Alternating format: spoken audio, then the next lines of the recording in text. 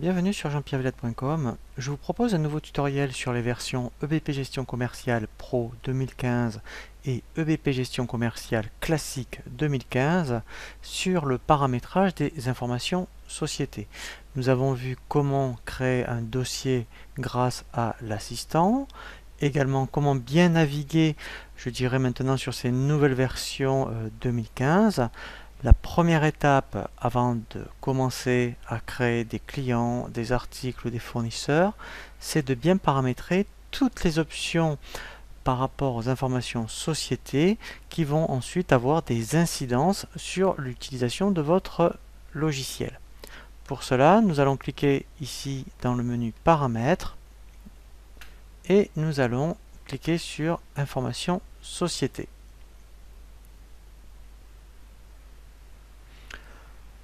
Nous avons ici une arborescence à gauche qu'il va falloir absolument, je dirais, renseigner. Donc effectivement, la première chose que l'on renseigne ou que l'on complète, c'est au niveau des coordonnées. Donc on a commencé à indiquer les informations à la création du dossier. Le seul moyen de pouvoir modifier les coordonnées ou de les compléter, c'est dans les informations société, dans l'arborescence coordonnées. Et ici, vous indiquez toutes les informations au niveau administratif. Alors, c'est très important de bien les renseigner puisqu'ensuite toutes ces informations apparaissent sur tous vos documents de vente. Donc, plus c'est complet, plus ensuite, lorsque vous envoyez un devis ou une facture, eh bien, le client a toutes les informations qui vous concernent. Dans les informations administratives, vous allez renseigner toutes les informations de type juridique qui concernent le SIRET, le code APE, le capital. Au niveau information de TVA, donc là, si vous êtes assujetti à la TVA, vous indiquerez votre numéro de TVA intracommunautaire qui s'affichera également sur vos documents de vente. Donc là, effectivement, si votre société est en France, eh bien, au niveau de la territorialité, vous indiquerez France. Voilà. Donc ensuite, le taux de TVA en vigueur, voilà, 20%. Donc on peut le modifier, puisqu'ici, on peut appliquer les nouveaux taux. Voilà. Et enfin, le mode de calcul de TVA. Donc là, en fait, vous avez 2 voire 3 possibilités. Donc si vous êtes à la facturation, donc c'est essentiellement les entreprises de négoce, et bien vous êtes au débit. Si vous êtes tout ce qui est prestation de services, c'est les encaissements. Et en fait, si vous avez une activité mixte, donc à la fois de vente et également de prestations, vous indiquerez mixte, puisque EBP sait très bien effectivement gérer la TVA en fonction des deux régimes. Donc là pour l'instant on va laisser débit. Ici une nouveauté 2015, et bien en fait ici il faut renseigner tout ce qui va concerner la DEB, puisque maintenant sur ces nouvelles versions on peut de nouveau faire une déclaration d'échange de biens. Le logo, très important. Si vous voulez donc effectivement que votre logo apparaisse sur vos documents de vente, eh bien il suffit ici de faire importer et d'aller chercher sur votre disque votre logo. Alors là je vais faire exprès de prendre une image fictive. Alors vous verrez qu'en fait, il n'y a pas besoin de la redimensionner. En fait, vous verrez elle se redimensionnera automatiquement lorsque vous serez dans vos documents le paramétrage de documents de vente. Sinon ici vous pouvez cliquer sur redimensionner, vous pouvez mettre une autre proportion, mais elle se redimensionnera lorsqu'on verra justement l'assistant pour la personnalisation des documents. Au niveau du cabinet, donc ça peut être intéressant effectivement. Donc là c'est facultatif, mais on verra justement comment avec la gestion commerciale on peut transférer vos écritures soit sur BP Compta, soit à votre expert comptable. Donc là il faut renseigner le nom du cabinet et contact. Là ça sera vraiment le nom de l'expert comptable. Les options comptables, voilà, donc là très important. Donc ici donc vous avez deux modes. Alors moi je vous conseille de laisser manuel. Effectivement, eh bien vous ferez peut-être un transfert vers la BP Compta, soit une fois par semaine, une fois par mois. Donc vous laisserez manuel, alors que automatique, effectivement, dès que vous allez valider une facture, automatiquement il va le transférer en compta. Alors il vaut mieux le laisser en manuel. Voilà, donc effectivement activer la validation des données à comptabiliser. Donc ça, il vaut mieux le laisser par défaut. Même que vous ayez un message d'information. voilà, donc vous pouvez justement, ça peut être intéressant, c'est une sécurité que, en fait, de vérifier si votre exercice comptable est ouvert. Voilà, et là, donc ça, c'est pour des champs personnalisés. Donc ça, enfin, on peut le voir ultérieurement, mais quand vous commencez, ça, sincèrement, ne le cochez pas par défaut. Donc ça, c'est très important. Effectivement, c'est pour les écritures d'écart, aussi bien pour les clients que pour les fournisseurs. Donc, si effectivement vous autorisez le transfert comptable des écritures déséquilibrées, enfin, en principe c'est assez rare, hein, vous cochez cette option et dans ce cas-là, ça ira dans le compte 471. Sinon, on peut verrer hein, lorsqu'on fait des règlements, si ici vous indiquez un seuil, voilà, on monte au solaire pas plus que d'1 €, eh bien on verra justement lorsqu'on fait des règlements aussi bien client que fournisseur, s'il y a moins de 1 écart, eh bien tout seul il va vous proposer de générer une OD. Donc là on verra justement pour le formatage des comptes comment effectivement donc reparamétrer la longueur des comptes. Donc là, c'est tout nouveau. Maintenant, effectivement, au niveau analytique, on a une source qu'on appelle des ventilations. On peut à la fois avoir, je dirais, une ligne, soit, voilà, donc on peut prendre soit uniquement les ventilations saisies à la ligne, soit dans la fiche, voilà, soit les deux. Voilà, donc ça, c'est vraiment tout nouveau. Ensuite, voilà, donc là après vous voyez, vous pouvez cocher activer les périodes d'exercice comptable. Donc là pour l'instant on est sur voilà, donc là 2015, voilà.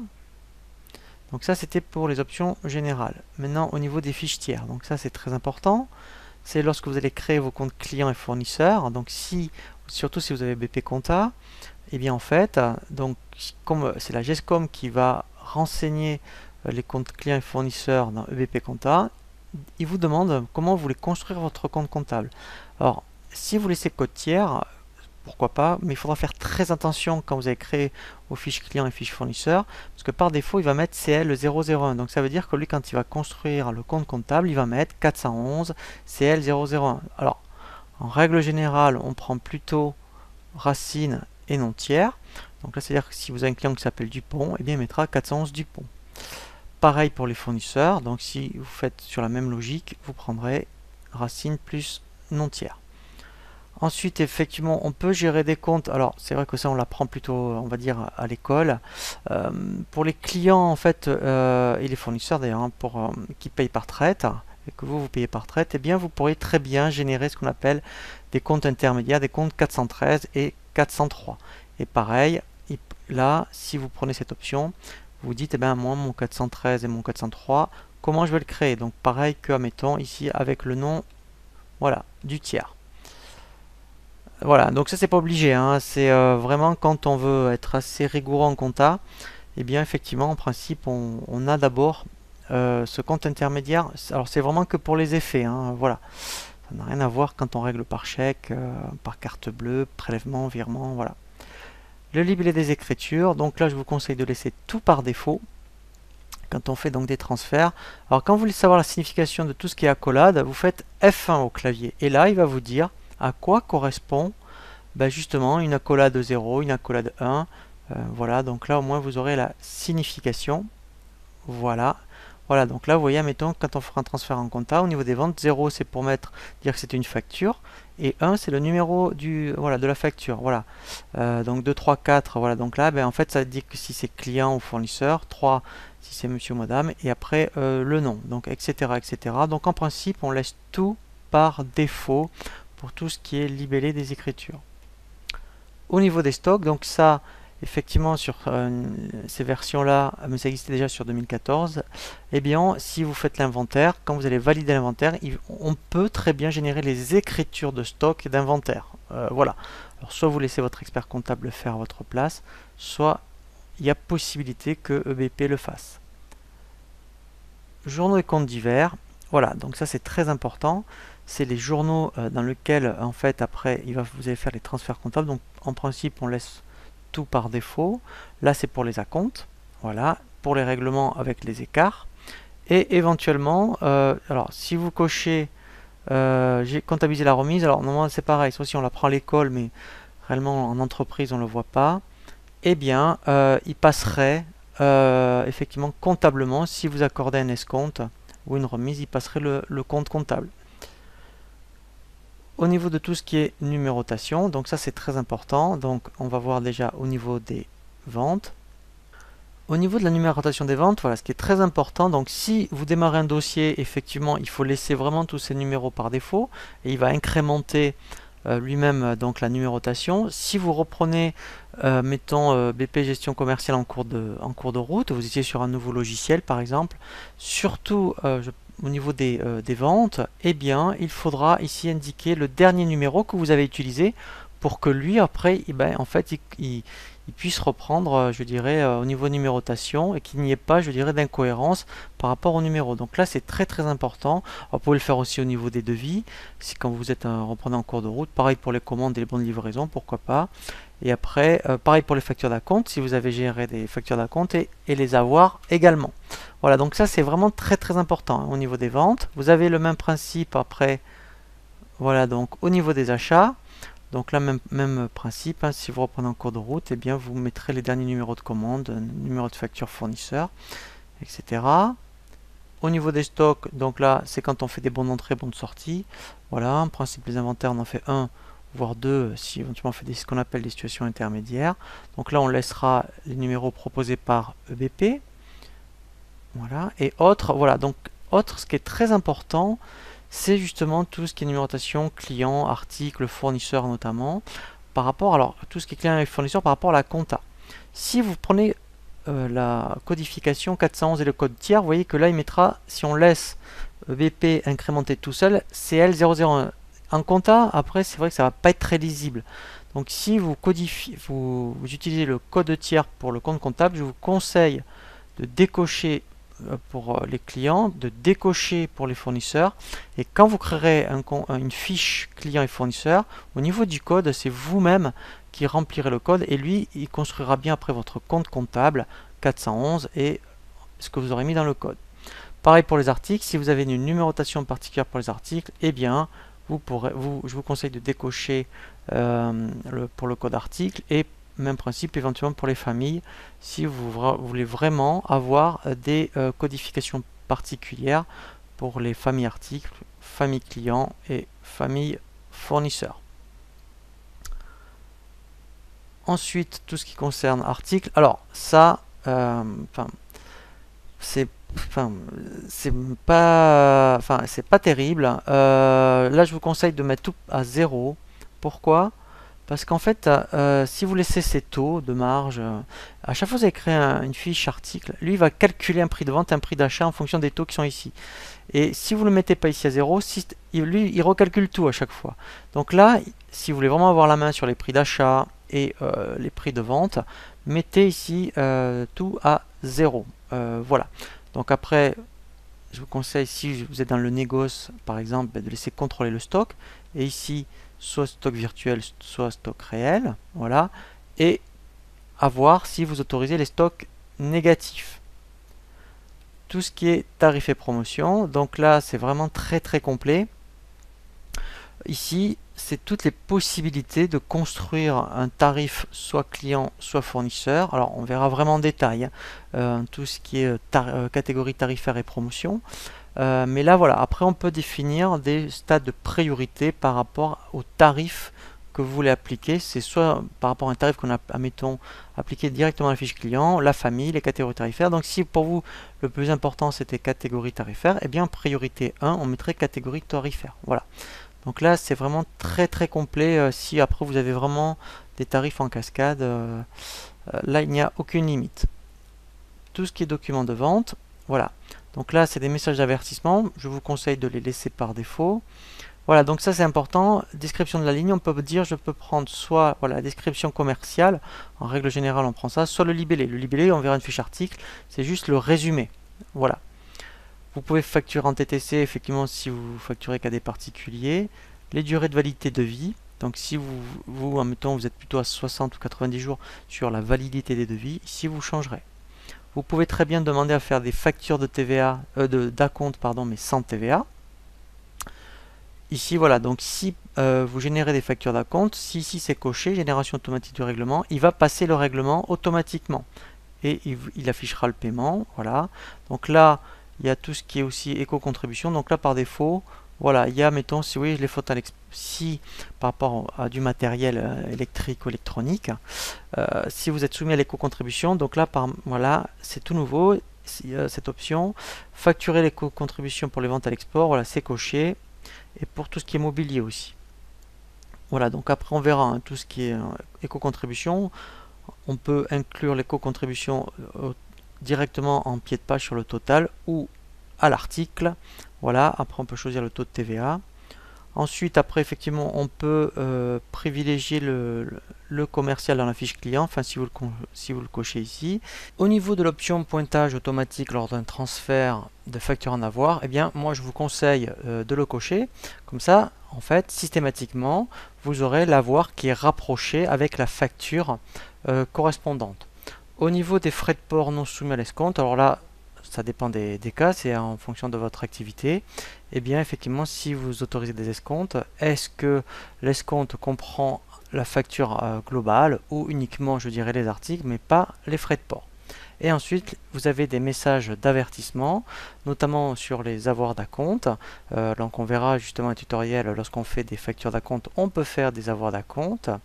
Si, voilà, vous pouvez avoir aussi un message lorsque vous créez un règlement, et enfin lorsque vous faites aussi des quantités, vérifier les quantités en livraison partielle. Donc tout ça en fait sont des messages d'avertissement. Au niveau des devis, voilà, donc ça ce sont des statuts de devis.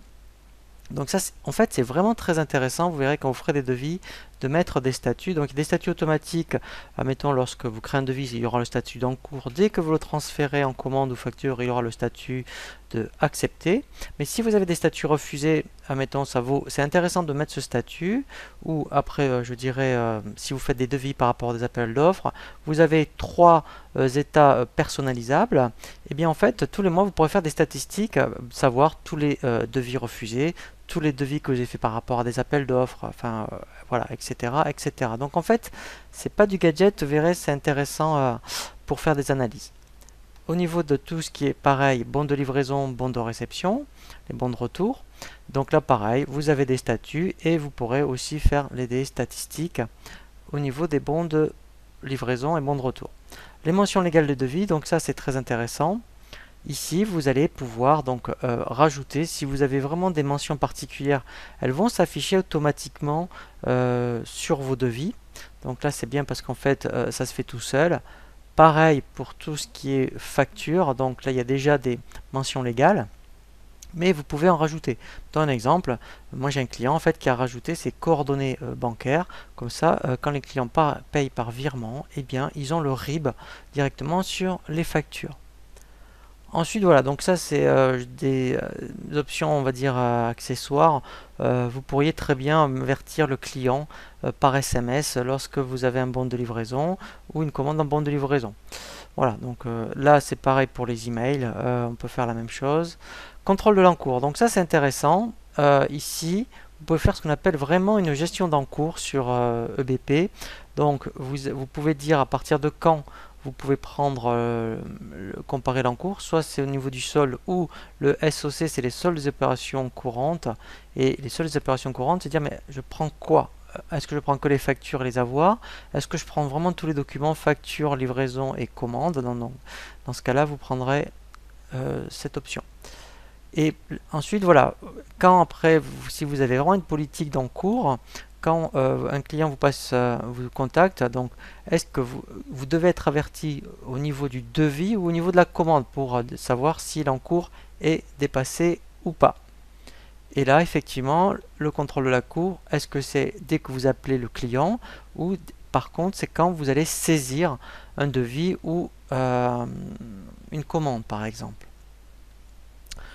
Ensuite, qu'est-ce qu'il doit faire si l'encours est dépassé? Est-ce qu'il y a juste un message d'avertissement et c'est du cas par cas, ou c'est vraiment irrévocable?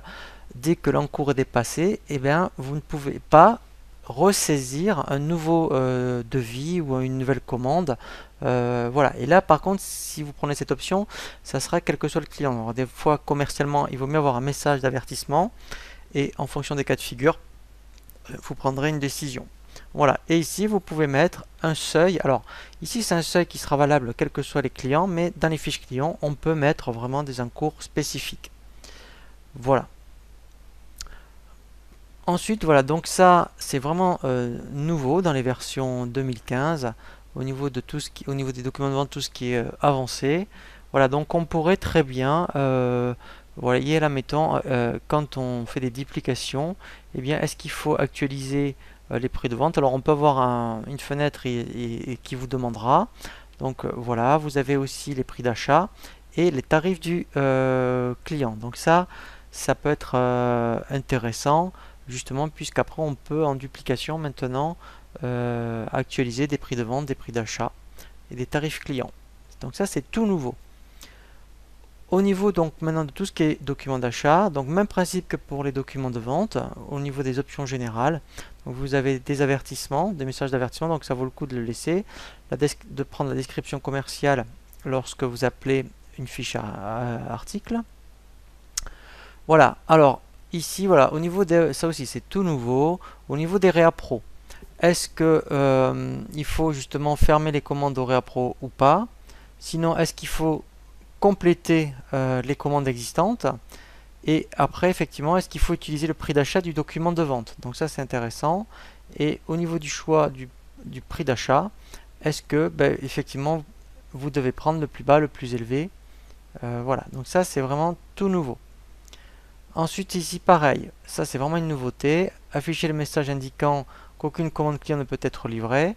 Donc ça, effectivement, s'il n'y a pas de possibilité, eh bien vous serez averti grâce à ce message. Voilà, donc si au niveau des stocks, après un moment donné, il n'y a pas le stock suffisant, eh bien vous aurez un message d'avertissement.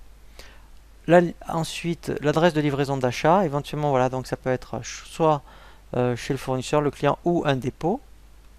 Donc ça aussi, c'est tout nouveau. Donc là, pareil pour l'éco-contribution, comme les ventes, bien maintenant, il y a vraiment, on peut facturer l'éco-contribution pour tout ce qui est achat à l'import, et pareil pour le mobilier. Pareil, là, on peut aussi inclure l'éco-contribution dans le pied de facture. Là, effectivement, on pareil pour les factures d'acompte, eh bien, on peut ne pas avoir la TVA. Donc, s'il y a des factures d'acompte, vous pouvez générer automatiquement le règlement et afficher le paiement. Pareil pour les avoirs, eh bien vous pouvez cocher pointage automatique lors d'un transfert, comme ça il fera le lien entre la facture et l'avoir. Pareil pour les escomptes, pour les frais de port, savoir s'il faut les prendre en compte ou pas. Et là, vous avez des messages d'avertissement. Les demandes de prix, donc là c'est pareil, donc là c'est pour les devis en fait. Et bien là aussi vous avez des statuts comme pour les ventes. Pareil pour tout ce qui est bon de réception et bon de retour, vous avez des statuts. Et là pareil, on peut avoir des emails directement quand on a les documents associés. On peut aussi avoir, puisque au niveau de fournisseurs, si vous avez un encours, vous pouvez vous aussi le contrôler. Donc c'est le même principe ici que pour les clients. Et avancer, pareil, eh bien vous pouvez en duplication savoir s'il faut actualiser les prix d'achat et les tarifs fournisseurs. Donc on y reviendra sur cette nouvelle fonctionnalité de duplication. Au niveau des règlements, voilà, donc là on revient plus sur du client. Donc si vous réglez plus par défaut, par chèque, vous laissez chèque. Sinon vous pourrez mettre trade, virement, enfin vous voyez, etc., etc. La banque par défaut. Donc là, en fait, eh bien c'est votre banque principale. Alors on peut la créer à ce niveau-là, donc on peut le faire maintenant. Et après, je vous montrerai si vous oubliez de le faire maintenant. Donc là, ça a été fait parce qu'en fait, comme le dossier est lié avec la compta, il va le chercher. Si, admettons, vous n'aviez pas la compta, ce qui peut arriver, vous faites ajouter. Voilà. Donc là, le code, si vous êtes au Crédit Agricole, par exemple, vous pouvez mettre CA. Ici, vous mettez Crédit Agricole. Voilà. Comptabilité, eh bien ici, il faut mettre le journal, voilà, donc, où tous les règlements vont s'adresser. Donc là, pareil.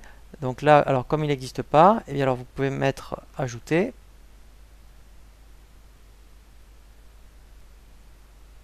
Voilà, vous mettre voilà, Crédit Agricole, donc ça sera de type trésorerie.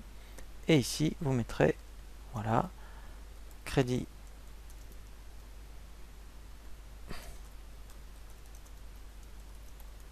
Agricole. Voilà, donc là les numérotations de pièces seront bien manuelles et la contrepartie, ça sera bien du ligne à ligne. Et là, il faudra bien mettre votre compte comptable, pardon, donc un 512. Voilà. Alors après, il faut qu'il existe. Donc là, c'est le même principe. S'il n'existe pas, oui, on peut vraiment tout créer en cours de route. Alors, on peut le faire pendant le paramétrage des infos-sociétés, sinon on peut le faire après, un peu plus tard. Donc là, je le fais vraiment en même temps. Je vous remontrerai justement dans ce qu'on appelle les données de base. Eh bien, comment créer, je dirais, toutes ces informations.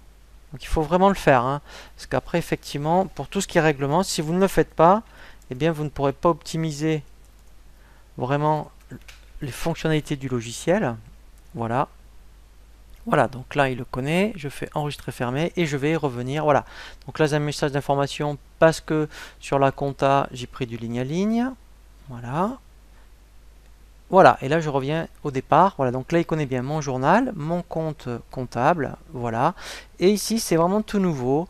Justement, hein, si vous faites des traites ou les fournisseurs vous payez par traite, eh bien on peut, si c'est bien paramétré, donc là c'est un paramétrage par défaut. Maintenant comptablement, je dirais ce processus, je dirais au niveau des effets de commerce, comptablement il est capable de l'enregistrer. Donc ça, c'est une nouveauté 2015. Et j'enregistre. Voilà. Donc ici, donc là c'est par rapport à des fichiers de virement. Voilà, ce qui est intéressant maintenant, c'est les fichiers CEPA. Ici, voilà, donc là c'est le répertoire par défaut, puisqu'on peut générer les fichiers de virement aussi bien client-fournisseur.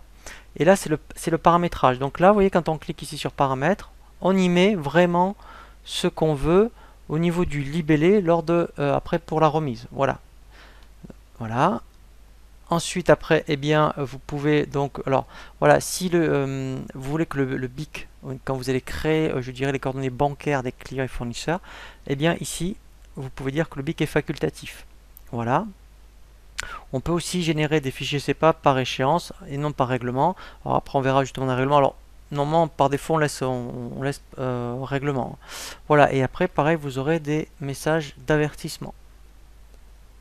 Au niveau des relances, voilà, donc là par défaut, alors on verra justement un tutoriel hein, sur toute cette gestion de relance. Donc là en fait on a des modèles par défaut qui sont affectés, donc on ira voir les modèles. Et ici, alors après vous pouvez peut-être augmenter le nombre de jours, c'est-à-dire que dès qu'une facture a 5 jours de dépassé, eh bien il va générer un niveau de relance. Après le niveau 1, vous voyez, donc si là je mettais, voilà, je vais dire, bon, je vais prendre un peu plus de marge, 10 jours, hein, mettons, voilà. Voilà, donc après la première relance, eh bien, à combien de jours, une fois que la première relance a été faite, la deuxième doit être déclenchée. Vous pouvez dire, eh bien, après, au bout de 10 jours, donc j'émets une lettre de relance.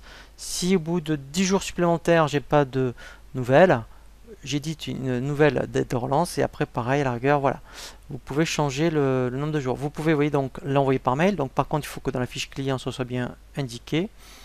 Voilà, et là vous pourrez dire par courrier uniquement à partir, vous voyez, du niveau 2 par exemple. Voilà, et voilà, donc vous pouvez ne pas incrémenter aussi le niveau de relance. Ensuite ce qui est intéressant, voilà, c'est ici les taux d'intérêt. Donc ça c'est l'indemnité forfaitaire de 40 €. Donc là vous pourriez fixer, mettons vous me dites, ben voilà, il y a une pénalité de 1,5 qui doit être appliquée, un pourcentage. Voilà, donc lui il est capable, c'est tout nouveau, de calculer maintenant des pénalités de retard. Voilà. Et là pareil, après on peut paramétrer. Alors si vous avez Outlook, hein, donc ça sert à rien. Sinon après il y a entre guillemets il y a une messagerie un peu personnalisée et on peut paramétrer des textes par défaut. Voilà. Au niveau de tout ce qui est stock, voilà, donc un peu comme les statuts des devis, et bien ici quand vous ferez des inventaires, il y a un commentaire. Donc quand il y a des écarts, et bien vous pouvez choisir une de ces raisons. Alors on peut les modifier ces raisons-là, et sinon il y en a une qui est disponible pour personnaliser. Voilà. Donc pareil, au niveau des lignes, on peut prendre la description commerciale ou uniquement le résumé. Voilà. Voilà, et là, en fait, voilà, donc là, c'est jusqu'à 25 000, voilà, vous voyez, 25 000 articles. Donc là, ça laisse un peu de marge quand même au niveau des catalogues. L'ADEB, donc ça, c'est vraiment tout nouveau. Voilà, donc là, en fait, voilà, donc là, il y a un paramétrage par défaut, mais on peut générer l'ADEB sur cette version-là, la version Pro. Voilà, donc là, au niveau du paramétrage, donc là, c'est vraiment par défaut. Donc là, on ne touche rien. Le nombre d'exemplaires, donc ça, alors, par défaut, il n'y a rien de paramétré. Vous pourriez dire, ben voilà, pour les documents de vente, admettons, voilà, pour les factures, systématiquement, admettons, eh bien, on édite 2 factures par client. Alors, cette option, on la retrouve aussi au niveau des fiches clients. Et en fonction des clients, si il en demande 3, vous pouvez dire, ben, ce client-là, lui, il en aura 3. Marqué comme imprimé. Alors ça c'est intéressant quand on est plusieurs à faire BP gestion commerciale. Donc s'il y a quelqu'un qui l'a déjà mettons, édité, là, une facture, mettons, ou un document de vente, eh bien il y aura un commentaire imprimé. Les fonctionnalités disponibles, donc ça ce sont des fonctionnalités que vous avez à disposition. Si admettons vous ne voulez pas gérer la DEB, vous le décochez. Les options de la DEB disparaissent, mais on peut le rajouter à tout moment. Et ça, on verra tout ce qui est auto-facturation, c'est tout nouveau, donc je vais le cocher justement, comme ça, voilà. Alors, oui, parce qu'en fait, il y a déjà, oui, parce qu'en fait, moi, alors, je pourrais le faire quand parce que là, comme j'ai la compta ouverte, voilà, donc je peux pas, donc il faudrait que je ferme la compta, donc je le cocherai tout à l'heure et on verra justement dans un tutoriel voilà, qu'est-ce que m'apportera l'auto-facturation. Donc après, voilà, donc là c'est le paramétrage au niveau de tout ce qui est SMS. Si vous voulez envoyer un SMS au client lorsque il y a une livraison qui est partie. Voilà, donc là après quand on arrive ici, après effectivement, par défaut, en tout cas quand on est au début de gestion commerciale 2015, ici on laisse tout ce qui est par défaut. Donc normalement quand on est arrivé ici au niveau de la DEB, voilà, eh bien on peut faire OK. Voilà, donc là c'est vraiment très important d'avoir commencé à paramétrer les informations société et nous allons aborder maintenant un nouveau tutoriel sur le paramétrage des données de base. Je vous dis à très bientôt sur jeanpierreviat.com pour un nouveau tuto